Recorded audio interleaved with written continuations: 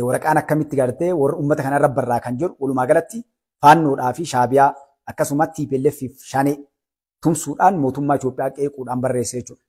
Asiin dura akkuma beektanii feesbuukii nafxanyootaatii fi TPLF irra dhiyaate wanni inni dhiyeessaa ture maali? Wanni Jawaarii dhiyeessaa ture. Yeroo gabaabduu keessa waa hunda xumurannee jirra. Mootummaa kana jissinaa wanni amma na cinqaa jiru itti rakkachaa jiru. Yoo mootummaa kana garagalchinee wanni amma lubbuun na galte akkam goona kan jedhu tuna rakkisaa jedhe jechuudha. Yaa mootummaa garagalchuu murteessee akka isaatitti yoo mootummaa kana fonqolchine garagalchine maal goona kan jedhuun ifa dhiyaatee jechuudha. Ka mootummaa coomsaa akkaataa itti ijaarannuu fi ganama mootummaan kun bakka sanii buqqifne akkam taana kan jedhu san jechuudha inni dhiyeesse. Kun ammoo maal jedhee harbaata akkan nu hafee jedhe. Kun gartee kakatee akkuma ofii beeku kaanitti yeroo gabaabduudhaa kun jedhe gartee kun shakkiin takkan jiru xumurree jirraa wanni hundinuu hattaa waraana keessaa ijaarree findhee jirraa. Bakka hunda wanni nu hafeen jiru hawaasa keessa jedhe jechuudha. Dhugaa isaati ijaaranii jiranii. Wanni isaan irratti hafeen jiru fakkeenyaa fi lollee asiin dura naannoo Amaaraatitti ta'e Walloo keessatti ta'e bitamtoota isaatiin ta'e jechuudha. Warra isaan doolaa itti kennaniin wanni sun gartee karaayyaa ittisa biyyaa boojine jedhaniif tankaarfiin fudhatame suni warri waan san fudhatee shanee faannoo fi TPLF jechuudha. Shaabiyaanis ajoonnis keessa jiranii waliin fudhatame. Kana qofaa miti. Naannolee Oromiyaa keessatti ajjeechaan namaa mana hidhaatii baasanii ajjeesan kun guutuu waliin dalagamaa jira. Warra horii liqimsee hogganoota mootummaa kana keessa jiranii fi warra gartee milishaa namoota adda addaatiin baasanii ajjeechaan nama irra deemaa jirti jechuudha. Kun hundinuu inni godhamuuf fincilli akka ka'u uummanni karaa gubbaa gabbaa'u. Kanaa miti. Jawara Mahammad torbaan kana guutuu waan maxxansaa jiru gartan. Manni iskoolii maalii cufamee mindaan maalii dabalamee maalii yoon akkas taatee jinni tana gartee qocee fiigaa jechuu gaafa xiqqoo isii warri isa ajaju duubaan gartee paampii godhanii yeroo akka gaarii qilleensa duubaan dhufanii guuttate akka telefoona chaarjarra fuul jedhuutitti haga fuul jedhu yeroo afuufanii waa itti qicanii farshoo isaa quufee irraa ba'e yeroo 10 wal jala poost godha jechuudha. Akka ijoollee daa'immanii poost nama Jawaara waa poost godhu agammatti nagarree jechuudha. Gaafa itti kaatee xiqqoo galgala waa dhugee quufee yeroo sanii babarreessee gartee poost godha jechuudha. Gaafa kana wotu jira. Maaltu jira yoo jettanii xiqqoo isii waa hafuuratti kennan akkana goonaa jedhanii ati jabaadhu akkas godhi. Yeroo gartee namoota biyya keessatti rakkoolee jiru hattuu uummata keenya saamtu maqaa gibiraa jinni waan adda addaatiin saaman gartee kana xiqqoo waa dalage uummanni waa dubbatee garii xixxiixe inni gartee itti kaati. Des waan jabduu dalage burraaqee kaa jechuudha. Takka gartee Jawaarii keessanii warri Jawaarii jala fiidan karama kanaan hayyuu keessan agartan jechuudha. Hayyuu galee jijjiirama fide abbaa qeerrooti jedhanii ardha sareen isa nyaattee salphatee diqqaatee waan jedhe guutuu kakatee Jawaar Mahammad dhiyoo tana akkuma durii fi beeku sanitti ani kana yaachisu takka gaarii miti jedhe bare an Jawaar wanni an jedheni beektanii jedhe jechuus gubbabbaye. Ardha ammoo inni poost godhu maali? Ambiti gara biraa deemaa jirti. Wanni Shaabi'aa fi TPLF dubbachaa jirtu waan biraati. Wanni inni barreessu waan biraati. Inni ganda keessa gad deebi'ee iskuulli akkasii cufamee kun maaliyyoo tahee barsiisaa mindaa agasii dabalanii poolisni maaliyyoo hagana godhanii ila kunoo namoo ajjeesanii akkana godhanii. Kanaami waan shufuroo ganda keessaa namni silaa uummata kanaaf quuqama qabuu fi waa dandeettii qabu maal godhaadha siyaasaa kana akkaataa uummata of jala hiriirsan waan akka ijoollee waa poost godhuun osoo hin taane maayind sammuudhaan waan godhuu qaban uummanni kun miidhame rakkoo qabaa rakkinni isaa kanaa dhiisee waan godhuu qaban tankaarfii fudhachuu qaban yoo silaa namni jala jiraate yoo dandeettii qabaate yoo beekumsa qabaate yoo kaayoo qabaate yoo nama gartee waa jijjiiruu danda'u wanni taphaa hin barre namni yeroo inni ilaalamu gaafa rakkooti gaafa rakkoo jajjaba nama jabaan walitti dhufe namni tokko jagna jechuun gaafa jagnaa walitti dhufe beekaa jagna ibaluun kun jagna yoo jedhan yoo inni jagnaa walitti dhufe jagna san injifatee jagnummaa ofii agarsiisu hayyu namni tokko yoo jedhan hayyu walitti dhufe gaafa hayyu walitti dhufe san hayyu san injifachuun hayyummaan isaa argamaa jechuudha. Namni dayyuusni ogaaf kam argaa ka afaan qofa dheeratu ka waan hin dalanne dalage jiru ka waan hin beekne ni beeka jiru sigalee ka waan hin goone ni godhadhee kakatu gaaf kam gartaa guyyaan dhufeetirra wanni inni irra jedhe sun dhufee osoo hin godhin inni bira dabru ilmi dhiiraa takka ni dogongora takka dhuufuun dhiirummaa lama dhuufuun gadhummaa jedhan dhuufuu fi baroonni kun takka ni dogongora ilmi lamaan dogongora takka waan hojittii kun dhaba ilmi namaa lamatti deebinaan sadaffaan kenna ilma dhiiraati. Dubartiin na uffalchaa dubartiin ni kennan. 10 illee kennan lama sadii illee 10 illee. Ilma dhiiraa hoo? Dhiira jechuun bar marti dhiiraan surree godhateef namni marti dhiiraa miti. Surree godhateef hundi beekaa miti jagnaa miti. Ifi dirree mooraana kan dhaqee marti gootaa miti jagnaa miti. Waltajjii gubbaa taa'ee marti hayyuu miti. Kennaa qaba namuu. Waraana keessattis mana waraanaatitti militarii waraana keessatti kan adda baasu maal dirree lolaatti adda baasa. Sadarkaa kennaaf. Tokko lama sadii afur jedhee kaayachuu. Hayyummaallee ne sabbaati. Haasaa keessa waltajjii irratti namoota haasaa isaanii keessatti pooyintii waan haasan beekaniif waan haasan san ammoo haasa'u beekuu qofaa miti. Waan haasan san hojiitti jijjiiruu danda'an. Ni haasaa namu hedduu jira kan waan ajaa'ibaa kan akka dammaa mi'aawaa ta'u. Hojii fidee otoo hin jiru. Maaliif dubbisee dhufe namtichi? Kan isaatii miti. Kitaaba wayii dubbisee dhufee waltajjii gubbaa waan bareedduu dhiyeessuu danda'a. Barreeffatee dhufee waan tokko itti qophaa'ee no. Namoonni top in world addunyaa irratti sammuu isaanii beekumsaan beekaman warra osoo hin barreeffanne dhufanii sammuu isaanii keessa yeroo dheeraa haasa'uu danda'an. Namoota waan irratti haasan san bareechisanii lafa kaa'anii ammoo yeroo dheeraa wanna kaayan san nama amansiisaa pooyintiidhaan sammuu namaa keessatti katabanii bira dabruu danda'an. Waan nama sammuu namaa keessa kataban san ammoo jechoota jedhan goona yoo jedhan waan san godhamee argaman. Ni ta'a yoo jedhanillee akkaataa itti ta'u lafa kaayan. Ta'e yoo jedhanillee akkaataa itti ta'ee dabree warra lafa kaanii bira dabran. Namoonni sun hayyummaan beekaman jechuudha. Akkuma goonni dirree lolaa yeroo dhaqee rasaasaan ol dhaabbatee dhukaasa. Jilbiifatu akka namaa si'achi mammaru. Jagna kaa'uuf quban qabuun ajajaa isaattu tumee ciibsa. Yeroo rasaasa fixate saanjaa baafatee qawwee afaanii kaatee gad dura deemee seefiin ciruu eegala. Yeroo seefii harka irraa muran harka tokkochaan loluu eegala. Kun jagnummaa sadarkaa ittiin bahu. Kanaaf wanni kan dhadheen maal Jawaar Mahaammad.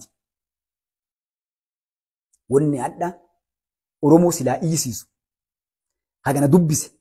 Oromoon hagana duuteef yoo inni kijiba isaa kanaan lafa balleessuu dhabee kalee osoo kijibeeyyuu paartii qabaatee uummata kanaan deeme. Ibar namoonni ijoolleen shanii fakkeenya gaara baatee jirti. Hogganan qabdu. Hogganni jaraa marroo namaan beeku hafe inni waraana dhufillee. Na beekaa isa beekaa jechuudha.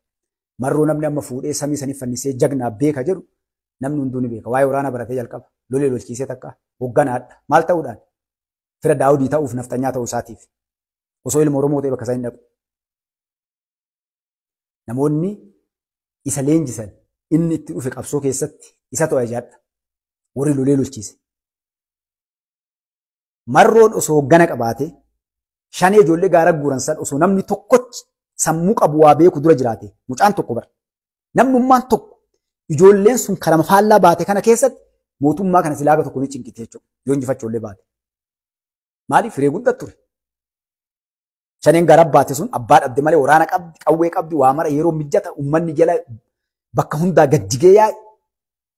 Garuu kaayoo baateef hin qabdu, hogganan qabdu, leenjiin qabdu, kaayoon qabdu, zeeroo taatee ijoolleen sun dhumattee tuun kun akka jirtuu buqqaatee galtee tuuna gadhaatii gartee asii achi baddeetiin amma itti taphataa jira jechuudha.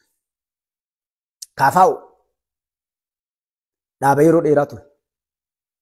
Hoggana tokko jabaa deemuun osoo qabaate uummanni hadha akkana lafa bade kun dirrisaan baandaan warri gartee sanyiin Oromoon ta'in kan Oromoo balleessuuf hadha yaa'u kun guutuun sila jalatti ijaarama. Waan guddaa dalaguu danda'a. Mootummaa kana keessa barcuma guddaa argata sila. Gaafa ilmaata dheengaddaa gad dhaabbatanii uummata san qabatanii iyyanii jirraa jirtuu dhiisanii yoo silaa gaafas gad dhaabbatan haga uummanni hattummaa jala silaa adda baafatutti adda paartii badhaadhinnaa kanaan cinatti paartiin jabaan akka Oromootti jiru silaa jara. Garuu wagganni hin jiru namni waa beeku hin jiru. Warra kalee wayyaaniif dargiin ijaarratetu maqaa Oromootiin deemee Oromoo saammachaa ture. Yeroo abbaan biraa lixe mallas biraa du'e TPLF waliin diigaman isaanillee. Isin galee Lammaa Magarsaati. Lammaan Magarsaa jagna jedhee ilaala namni keenya. Beekaa amma hedduun namaa osoo lammaan dhufe jala lafa dhaya. Nama shiraaf dharaaf akkaataa itti Oromoo itti diigu nafxanyaa qulqulluunnis hedduu namaa garaan siyaasuu inni malawan akkana jedhama. Shoorikeeti garaan siyaasuu mi'aa ameebaasitti ta'ee kulooraat ta'e siin kutu. Kuleeraa jedhan san.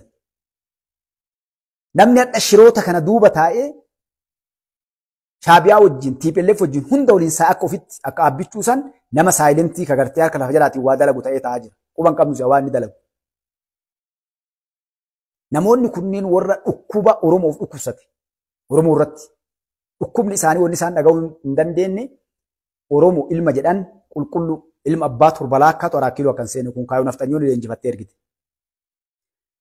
Warri kuni waa meeqa diiganii as keessaa bayan ilmaan Oromoo jajjaba.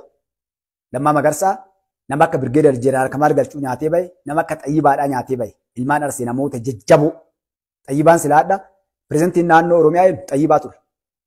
Beekaa nyaatan sisteema ittiin nyaata illee ni beennaa jechuudha. Sinigalee Jawaaritti golgatanii ilmaan Arsee warroota hadha silaas darkaa guddaa naannoo Oromiyaatii federaala keessa jiru hedduu isaanii nyaataniiti qunnaa namaa safareen ofii safarachuu hin oolu jedhanii bire rabbi isaan qabee akkasitti hadha hundinuu facaatee gartee biyya namaa keessa ija qalaw godhaa jirti jechuudha. Xayyibaanis deebitee hadha mootummaa waliin dalagaa jirti. Birgeedar Jeneraal Kamaal Galchuulee nagaan uummata ofii keessa nagaan jiraachaa jira. Isaan garuu baqataadhaadha. Baqata gaafa Itoophiyaan addunyaa irratti maqaan isii samii ol fannifamee sadarkaa hadha nukireela. Kana gayaa dalagaa jirgeette waan biraa kutte sadarkaa hadha Itoophiyaan Suu 35 hidhatte amma jeeteen hidhachuu deemtutti sadarkaa Itoophiyaan hadha nukireela laala. Biyyoota addunyaa sagalanii kurnyaffaa ta'uu deemtu akka addunyaatti. Yeroo kana keessatti isaan rifuujii ta'anii addunyaa keessa olii gaddeeman. Yeroo ilmaan Oromoo Finfinnee keessaa dhiichisan, bookkisan. Yeroo sirni gadaa kakaleessa buqqisanii bakka isaa charchii itti ijaarratanii Oromoo hoongessanii maqaa biraatti baasan hadha addunyaa keessatti haasaa ta'ee sirni gadaa Oromoon eenyu akka taatetti garsiisanitti isaan hadhallee gartee Ijiptiin kottee qabatanii doolara Ijiptii liqimsuuf jecha seenaa Oromoo xurii dibaa jiran hadhallee. Mootummaa kiiloo jiru dikteetaraa jedhan kan uummanni bayyaadhaa akka isin gartan kanatti magaalaan Finfinnee kaleessa amantiin takka qofti. Sunuu gartee wanni agaa cooncoo naatitti yaatu achi yaatee uf agarsiiftu. Hadha gaafa kiristaanni kabajatus Finfinneen bareeddee gaafa musliimni gartee ayyaana isaa iidaas Finfinneen bareeddee gaafa sirna gadaallee Finfinneen bareeddee uummanni kalee Itoophiyaa afaan tokko aadaa tokko amantii tokko jedhan hadha. Maali kun musliima, kuni maali ortodoksii, kuni maali protestaantii, kuni maali waaqeffata kalee eessa jira jechaa jirti addunyaan. Jawaariif Lammaan faata akkasuma Baqqalaa Garbaa faati. Liisa warri kun diina keenya dhaabbatoodha kun. Nafxanyoonni diina keenya dhaabbatoo TPLF diina yerooti. Waggaa 27 kana dhuftee jirrillee dhadhaaf damma keenyaaf qabeenya keenya dhandhamteeti deebuu fadhallee gorora buusaa jirti. Warri kalee Itoophiyaa biyya kiristaanaatiin beeku hadhaa amantii meeqatu gabbaa'e? Amantii 5.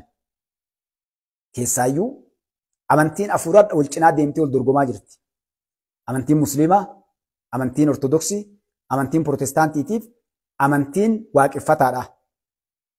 Kana addunyaan hadha eessa ture kun kalee Itoophiyaa keessa kagarreree amantii kiristaanaa qofa Itoophiyaallee dachii kiristaanaatiin beennaa yeroo jedhanii hadhaa qoratanitti Dr. Abiy Ahmad Ali akka marshii kana jijjiiree waan hundaa gadiin dhufee fi Oromoon kaleessaa dhiphoodha jedhaniin dhiphoo akka hin taanee fi akka uummata gartee dandeettii beekumsa gara bal'inna qabu hunda isaa qoratanii irraan baanii argaa jiranii jechuudha. Kanaaf eessarraa ka'ee kana sii dhaqeema. Wanni gara Tigraayitti deemaa jiru kabraa miti Geetaachoon Jeneraal Taaddasee warra deedheen gadda abbichuun filee achi kaa'ee amaanaa nyaateeti. Adda achittis uummanni Tigraayii kokkee qabachaa jira. Asis abbichuu bira dhufee kaballaa ituu kabalamina fakkaate asiillee walga'ii keessaa utaalee bahee lixee jechuudha. Sinigalee warroonni kalee jeneraalonni waliin uummata keenya kolaasanii uummata keenya saamanii waggaa 27 yakka inni irratti dalagaa jiranidha mooraa shanjaa jiran. Leetar jeneraal Sarqaanfaatee addaa gama abbichuu jiran gama mootummaa biyya bulchuu jiran. Geetaachoo addaa inumaa qaama mootummaa kanaa ta'e dalagaa jira. Sinigalee warroonni achirraa hafan kuuwwan ufii Tigraay keessa wal albaasaa jiran amma. Galgalaa ganama walitti dhukaasan uummanni hiriiratti ba'a fincilli guddaan isaan keessa deemaa jira jechuudha. Oromoon eessatti waatette kuun hidhaa kuun manidhaatii baasee ajjeesaa kuun birrii ergaa kuun kaan ajjeesaa milishaan ganda keessa deemtee uummata keenya saamaa jirti. Hawaasni keenya saamamaa jira dhallee. Maaliif kana dalagan? Oromoon nu bulchuu irra duunee dhabamuu qabnaa warra jedhu jechuudha. Oromoo tanarraa waan teezzabe waan irra deddeebi'ee dubbachuuf uummanni keenya of ilaalu. Keessaayyuu mootummaan naannoo Oromiyaa. Mootummaan naannoo Oromiyaa maaltu deemaa jira? Obbo Shimallis dhaamsan qabu maali? Walumaan Finfinnee keessa jirra. Hiriirlee argadhee afoollee dhaabbadhee dubbadhee jira. Amallee irra deebi'ee maal dhaamaaf? seenaan hadha dalagamu kun wanni hadha Oromiyaa keessatti dalagamaa jiru kun ka abbichuutii miti ka isaati.